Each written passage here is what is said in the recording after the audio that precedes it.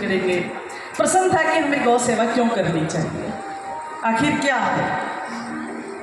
आप विचार करके देखें कि हिंदुस्तान सोने की चिड़िया कहलाता था, वही तो धरती है, वही हवा है, वही मिट्टी है, सब कुछ वही है। परिवर्तन क्या हुआ कि आज हम सब बैठकर ये कहते हैं कि मेरी ही औलाद मेरी बात नहीं मानती। आखिर ऐसा हो क्या गया? हुआ ये कि हमारा खान पान चेंज हो गया, खान पान परिवर्तित हो गया। आज हम पैकेट पैक भोजन पर आ गए और हमारी प्यारी गैया मैया को भूल गए। मैं आपको एक स्वतंत्रता सेनानी की बात बताती हूँ कि जब भारत स्वतंत्र हो रहा था और उस समय जो स्वतंत्रता का आंदोलन चल रहा था, उस समय एक गौवक्ता से पूछा कि आप जेल में पड़े हैं, थोड़े दिनों में सड़ कर मर जाएंगे। गौवक्ता ने कहा, हम सड़ के मर जाएंगे? हमने गौ माता का दूध पिया है और धरती माता ने जो पेट फाड़ कर अन्न दिया है वो अन्न खाया है।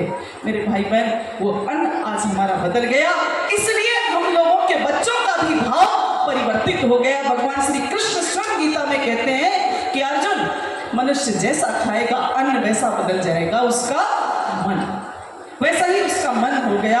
मैं आपसे निवेदन करना चाहती हूँ कि आप अपने बच्चों को गव्यों का पान कराएं, गौ दुग्ध ही पिलाएं, गाय का ही घी खिलाएं, जिससे हमारे बच्चों का भाव बहुत शुद्ध रहे। हमारी बेटियां कभी हमें नीचे झुकाने के लिए नहीं, हमारा सर ऊंचा करने के लिए खड़ी हो। ऐसा भाव तभी आएगा जब हम उन्हें गौ गव्यों का पान करें। तो मैं आपको एक छोटी सी कहानी सुनाऊंगी कि आप एक करुण कहानी को सुने और गौ माता की तरफ अपना ध्यान दें। मध्य प्रदेश में इंदौर नाम का एक शहर है, वहां पर राजा होलकर राज किया करते थे। राजा होलकर की असमय मृत्यु हो गई और जो सारा राजकाज था वो महारानी होलकर के हाथ में आ गया। महारानी होलकर भी अपने पति के जैसे बहुत दयालु और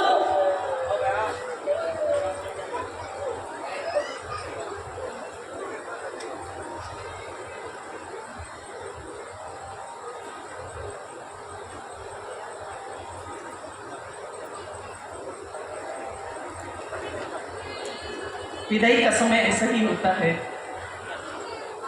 आप लोग सभी धैर्य बनाए रखें। भारत की नारियों में बहुत धैर्य है, धैर्यवान बने। महारानी लक्ष्मी इसी राजस्थान की धरती से थी, महाराणा प्रताप भी इसी राजस्थान की धरती से थे। तो धैर्य बनाए रखें सभी। कहानी की तरफ चलते हैं। राजकुमार बहुत छोटे थे, इकलौते राजकुमार थे उस राजवंश में। और एक दिन एक गौ माता अपने नवजात बछड़े को रास्ते में खड़े होकर दूध पिला रहे थे। वहीं से राजकुमार का रथ निकला और वो गौ माता का जो बछड़ा था वो उस रथ से टकराकर गोलोक चला गया। जैसे ही बछड़ा गोलोक चला गया, गौ माता बहुत संवेदनशील होते हैं, बहुत संवेदनशील। गौ माता को बहुत पीड़ा हुई, बहुत कष्ट हुआ। माँ है, माँ को बहुत तकलीफ होती है। देखिए, एक 7 दिन के बनाए हुए बेटे के लिए माँ के आंसू। 7 दिन पहले जुलनदास जी महाराज माँ के शरण में थे और आज जब वो जा रहे हैं तो माँ को कितनी पीड़ा हो रही है, कितना कष्ट हो रहा है। ऐसी ही गौ माता भी बहुत संवेदनशील। उनका बच्चा गोलोक चला गया तो उनको बहुत पीड़ा हुई, बहुत तकलीफ हुई। महारानी होलकर बहुत न्यायप्रिय थी। अपने पति के जाने के बाद उन्होंने न्यायप्रियता के साथ, अनुशासन के साथ राज्य किया। जैसे ही गौ माता को ये बात पता चली कि महारानी बहुत न्यायप्रिय हैं, पुत्र तो चला गया लेकिन आज इस राज्य की परीक्षा हो जानी चाहिए, और महारानी होलकर की परीक्षा लेने के लिए गौ माता राज दरबार पहुंच जाती है। राज दरबार में महारानी ने ऐसी व्यवस्था कर रखी थी कि बाहर उनके निवास से एक बरामदा बना हुआ था। उस बरामदे के ऊपर जैसे मंदिर में घंटा लगा होता है ना, वैसा एक घंटा लगा हुआ था और उस घंटे पे एक रस्सी बंधी हुई थी। महारानी होलकर सोचती थी कि मेरे राजवंश पर कोई दाग ना लग जाए, ये जो मेरे मंत्री संतरी हैं ये कभी प्रजा के और मेरे बीच में ना आ जाए। तो उन्होंने वो घंटा अपने निवास स्थान के बाहर बांध रखा था। जैसे ही गौ माता वहां गई, गौ माता ने उस रस्सी को मुंह से पकड़ा और उसको बजाया घंटे को। जैसे ही वो घंटा बजता है, महारानी अंदर से दासी को कहते हैं कि दासी देखो, प्रजा में से कोई दुखी आया है क्या? जब किसी को पीड़ा होती है तभी ये घंटा बजता है। दासी बाहर आती है और देख कर कहती है महारानी कोई नहीं है वहां तो एक गौ माता है। महारानी बैठ जाती है। दूसरे दिन भी फिर ऐसा ही होता है कि गौ माता फिर जाते हैं कि आज जाते हैं वापस और महारानी की परीक्षा लेते हैं और उस घंटे को रस्सी को पकड़कर फिर बजाते हैं। महारानी फिर कहती है कि दासी देखो कोई आया है। दासी कहती है कि महारानी एक गाय है। तीसरे दिन भी जब यही बात रिपीट हुई तो महारानी को अपने पूर्वजों की बात याद आई कि जब मैं दादाजी के पास बैठती थी बचपन में तो दादाजी कहानियां सुनाते हुए ये बात कहते थे कि गौ माता बहुत संवेदनशील होते हैं, बहुत समझदार होते हैं, बस बोलकर अपनी बात को व्यक्त नहीं कर पाते। तो कहीं ना कहीं आज कोई पीड़ा में है गौ माता। उन्होंने तुरंत मीटिंग बुलाई और अपने मंत्री से कहा कि मंत्री कि गौ माता 3 दिन से आकर इस घंटे को बजा रही है, क्या इनको कोई पीड़ा है क्या? मंत्री सारी बात जानता था और मंत्री ने कहा कि महारानी युवराज का रथ निकल रहा था और गौ माता अपने बछड़े को दूध पिला रही थी और युवराज के रथ से टकराकर बछड़ा गोलोक चला गया। शायद न्याय मांगने के लिए गौ माता आपके दरबार में। महारानी ने जैसे ही ये बात सुनी तो महारानी ने कहा कि मंत्री जी राज दरबार लगाया जाए और अर्जेंट में ही राज दरबार लगाया जाता है। ये घटना मैं आपको सत्य घटना सुना रही हूँ। आप चाहे तो इस घटना को गौवंश की जो एक पुस्तक है हमारे सनातन धर्म की, आप उस पुस्तक में इस घटना को पढ़ सकते हैं, उसका लिंक ले सकते हैं। तो ऐसा ही हुआ कि दरबार लगा और दरबार में उस समय का जो समय था कि छोटे छोटे बच्चों का विवाह कर दिया जाता था, तो राजकुमार विवाहित थे। महारानी ने तुरंत ही जो युवराज की पत्नी थी पास ही के राजवंश में, उसे भी बुलाया गया दरबार में कि मैं अकेली निर्णय नहीं ले सकती, इसकी ब्याहता को भी बुला लेती हूँ।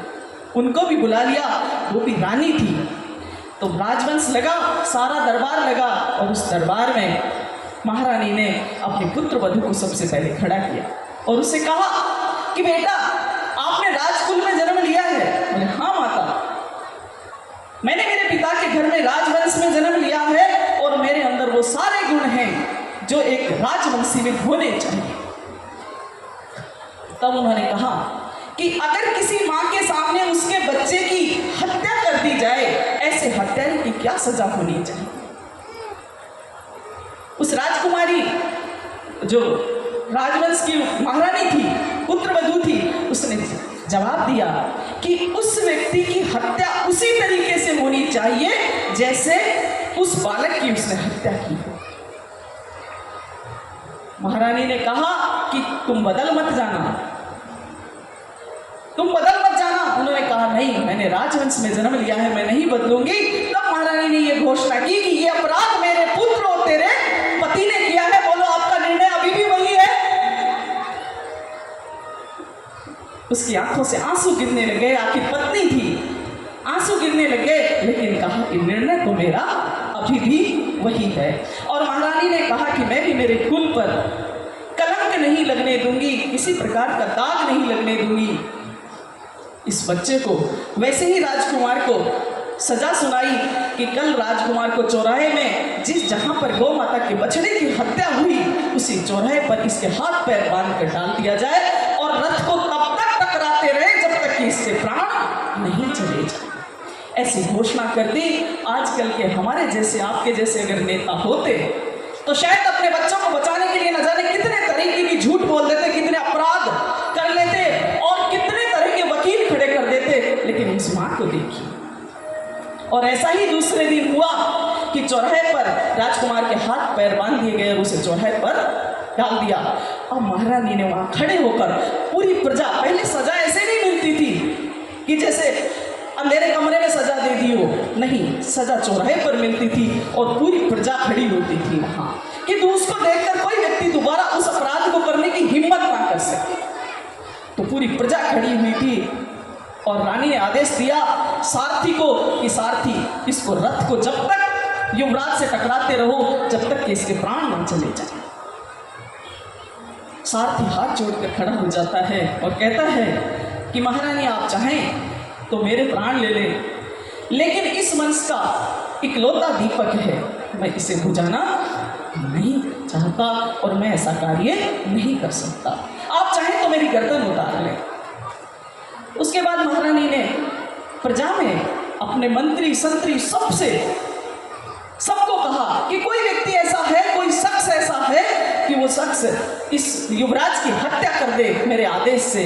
लेकिन सभी मंत्री संतरी प्रजा सब गर्दन नीचे करके खड़े हो जाते हैं और कोई भी व्यक्ति इस कार्य को करने के लिए तैयार नहीं होता। आप उस महारानी को देखिए, उस शेरनी को देखिए कि कोई भी तैयार नहीं होता तो वह स्वयं ही उस रथ में चढ़ जाती है और रथ को तेज गति से दौड़ाते हुए लेकर आती है युवराज की तरफ। वो गौ माता सभी चीजें आसपास देखकर, सुनकर, समझ रहे थे, आसपास कहीं ना कहीं थे। जैसे ही रथ तेज गति से दौड़ता हुआ युवराज की तरफ आता है, गौ माता रथ के आगे आ जाते हैं।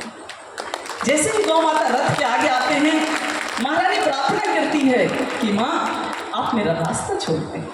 मेरे पति ने बहुत ईमानदारी और न्यायप्रियता के साथ शासन किया। आप मेरे कुल पर, मेरे इस राजवंश पर किसी तरह का काला दाग नहीं लगने देना। आप मेरा रास्ता छोड़ दो। गौ माता रास्ता नहीं छोड़ती हैं तो महारानी आदेश देती है कि गौ माता को ले जाओ और गौशाला में बांध दो। गौशाला में गौ माता को बांध दिया जाता है। महारानी फिर तेज गति से रथ को दौड़ाती है। रथ की झंझनाहट की आवाज सुनकर गौ माता बर्दाश्त नहीं कर पाते हैं। देखिए उनकी संवेदना, देखिए उनका ममत्व, देखिए उनका प्रेम, बर्दाश्त नहीं कर पाते हैं और ताकत लगाकर वो रस्सी को तोड़ देते हैं और दौड़ते हुए पुनः रथ के सामने आ जाते हैं। महारानी रथ को रोक देती हैं और कहती है, माँ, क्यों आप मेरा नाम काले अक्षरों में लिखवाना चाहते हो इतिहास के में? आप मेरा रास्ता छोड़ दो। लेकिन माँ वहीं खड़ी हो जाती है। महारानी फिर आदेश देती हैं कि अब की बार गौ माता को ले जाओ और इसे अस्तबल में बांध दो। उन लोहे के खूंटों से बांध दो, मजबूत से, और बेल से बांध दिया जाए जिससे कि टूट ना पाए। अब की बार ऐसा ही होता है कि उन्हें अस्तबल में बांध दिया जाता है, बेल से, चैन से। लेकिन गौ माता का प्रेम देखिए। गौ माता उस भाव को समझ रही थी कि मुझे मेरे बालक के जाने के बाद जो पीड़ा हुई उससे कई गुना ज्यादा पीड़ा इस माँ को भी होगी।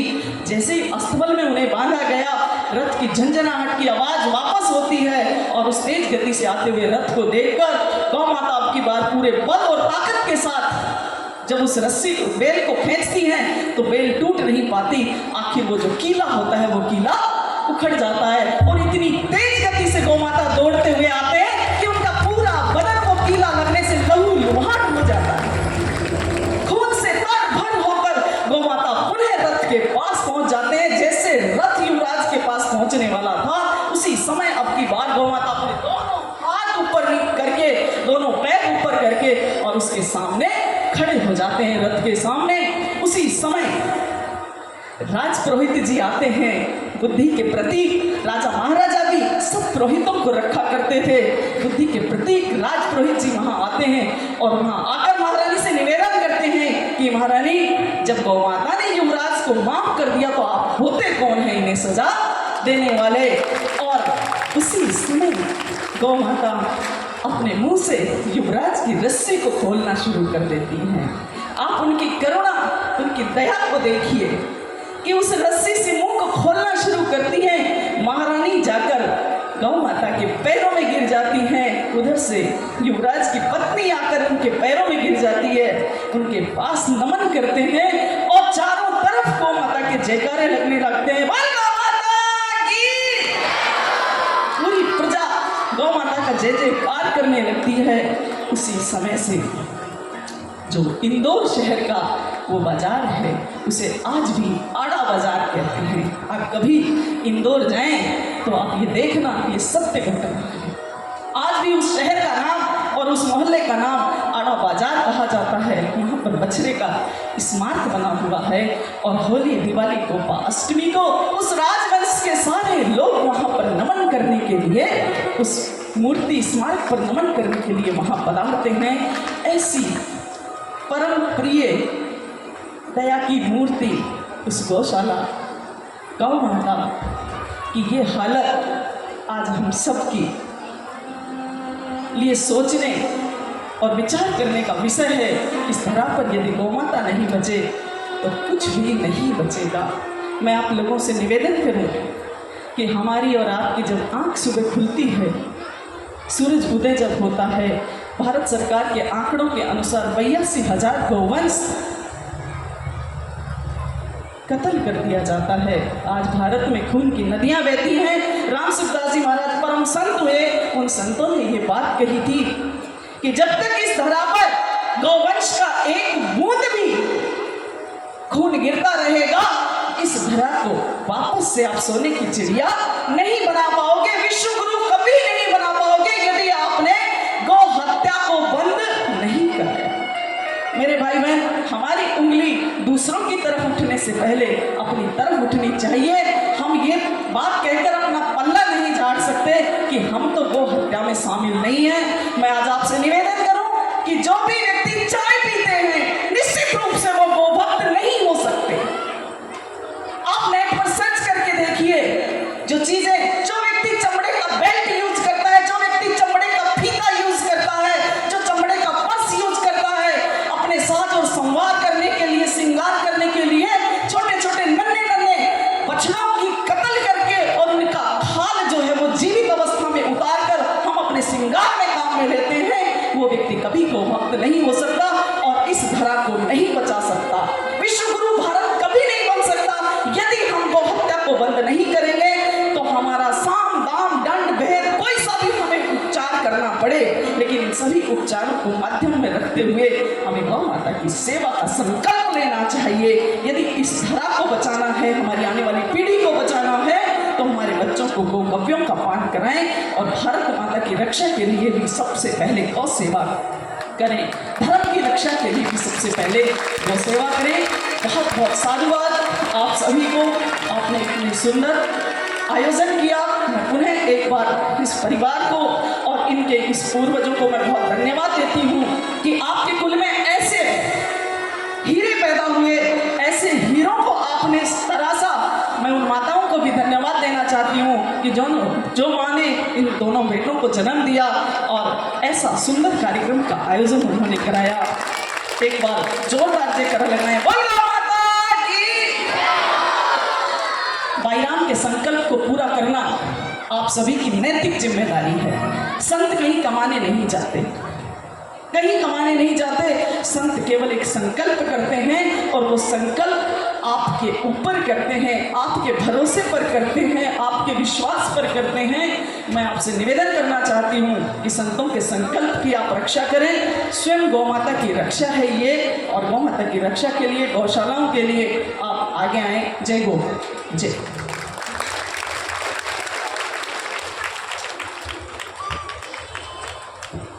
राम एक बार जोर से देखा बोले गौ मैया की। बहुत सुंदर आपने गौ माता की महिमा का बखान किया और मैं जिनका